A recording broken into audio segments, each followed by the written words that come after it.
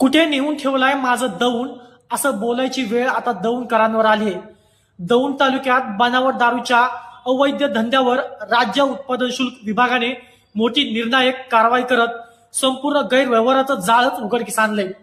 ही कारवाई 27 जानेवारी 2026 रोजी एकाच दिवशी दौंड तालुक्यातील 3 वेगवेगळ्या ठिकाणी कारवाई करण्यात आली। या कारवाईत बनावट दारू बनवणारी फिरती फॅक्टरी, साठवणूक केंद्र तसेच वाहतूक यंत्रणा उद्ध्वस्त करण्यात आली आहे। या सर्व कारवाईमध्ये सुनील नगराळे, विजय झगडे आणि सोमनाथ नांदखिले या तिघांविरोधात स्वतंत्र गुन्हे देखील दाखल करण्यात आले।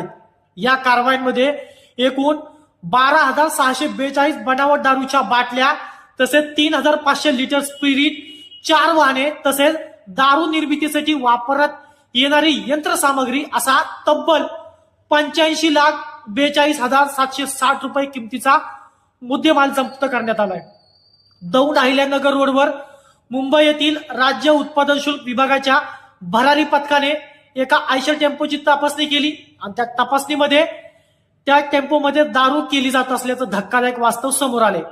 आणि याच दिवशी दौंड विभागाच्या पथकाने पुणे सोलापूर रोडवरील पांढरेवाडी परिसरात छापा टाकून ट्रॅक्टर आणि हुंडाई कारमधून सुरू असलेली बनावट दारूची वाहतूक उधळून लावली आणि या कारवाईत मोठ्या प्रमाणावर देशी बनावट दारू जप्त करण्यात आली। तसेच दौंड तालुक्यातील गाव आहे गार, त्या परिसरातील एका शेताजवळील वीटभट्टीजवळ लपून ठेवलेला आणखी एक दारूचा साठा या पथकाला सापडलेला आहे। मित्रांनो, या सर्व कारवाईमध्ये राजकीय हस्तक्षेप आहे का हे देखील तपासण्याचं काम सुरू आहे आणि जिल्हा परिषदेच्या निवडणुकीच्या पार्श्वभूमीवर ही मोठी कारवाई मानली जाते आणि या कारवाईमध्ये कोणकोणते राजकीय हस्तक्षेप आहेत का याचा तपास आता राज्य उत्पादन शुल्क करत आहे।